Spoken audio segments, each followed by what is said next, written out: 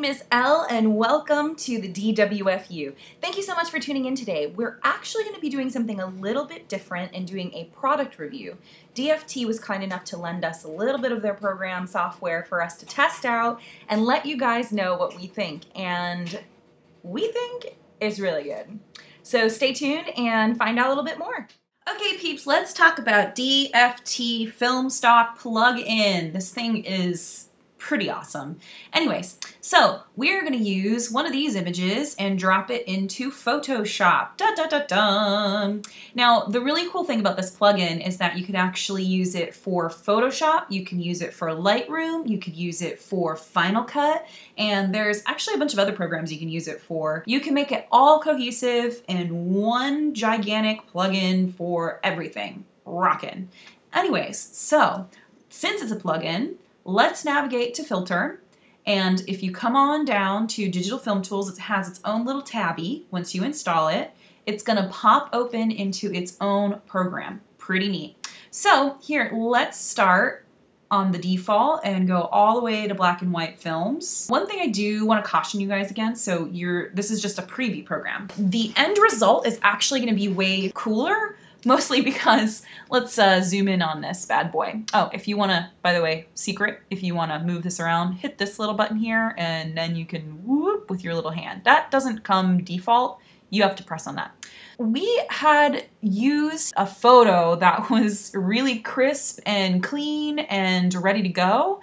And in here, it looks a little moire. Like, it's at 44%, and we're like, what's going on? This is 86%. Don't worry about that. This is just a quick preview to see what's going on over here. With that in mind, let's do side-by-side comparison of original and the filter that we want to select. So down here, you're going to notice that there is a boatload of options. Not only does it have color film and film processes, it also has camera processes, so like Holga, Diana, your obvious toy cameras.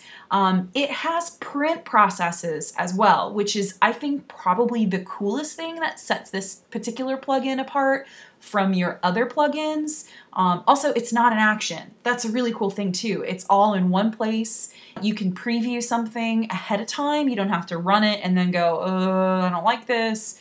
Check out, so your black and white lo-fis.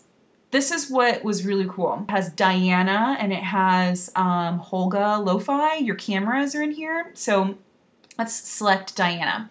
One thing, again, I want to let you know, this is at 12%. Obviously, we can see that there is some fuzzy softness compared to the original super sharp. So let's zoom in and compare the two.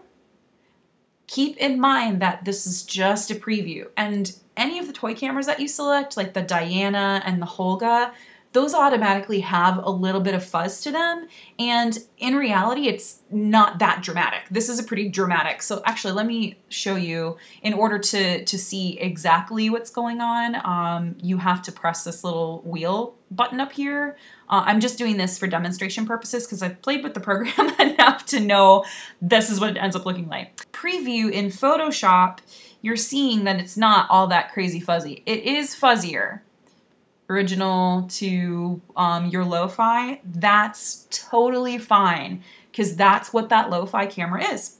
Anyways, let's go back to our default and zoom back out and reactivate our film stocks. I mean, that is the one drawback. I mean, if you really ultimately totally wanted to see 100% in full original detail what it was going to look like, that would probably be my only drawback about this program. But other than that, if you have a general knowledge about what these cameras do or what the film does, it's really not a hurdle that you have to get over at all. So let's go back to our preview.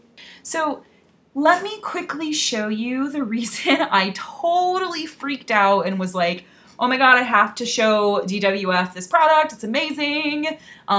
Let's navigate to historical. I don't have access to, 500 different cameras like I did in school where I can experiment with all these different film colors and all these different lo-fi, hi-fi, 2 1/4, 8x10s. Like, that isn't really an option now that I live in a digital world and I don't have an endless supply of income.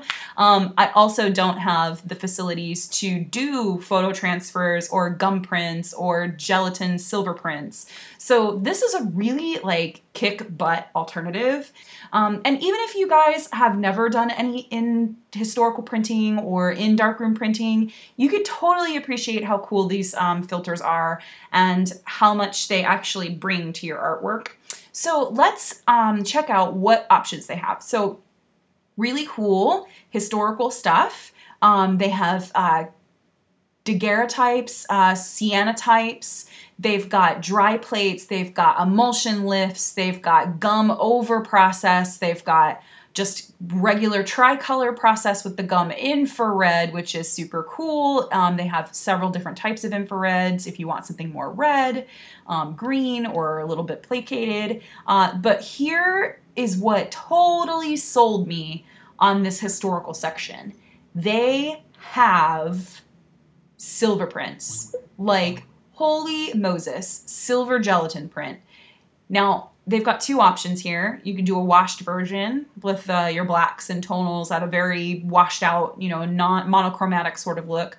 But the silver gelatin print, let us zoom in. It just doesn't make sense to me to homogenize as a, you know, photographer in general and to not really tip my hat to history. I mean, digital keeps moving forward, but it also makes sense to incorporate the looks and feels of the past, which is incredibly popular.